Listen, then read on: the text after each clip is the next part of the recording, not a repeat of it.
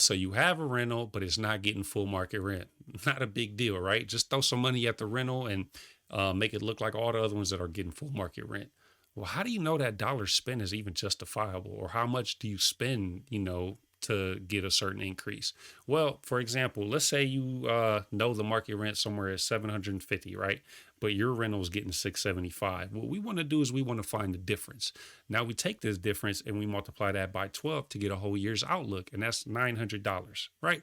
Now we divide this 900 by your renovation costs. For this example, let's say we spend $10,000 fixing it up to get $75 a month more. That spits out a very important number of 9%.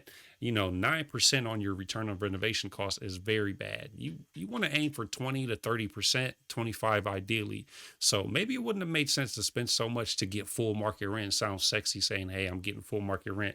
Maybe it would have made more sense if, you were only getting a $50 a month difference. We multiply that by 12, that gives us 600.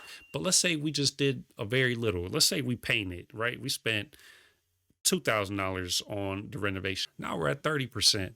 Know your numbers. Buy some real estate.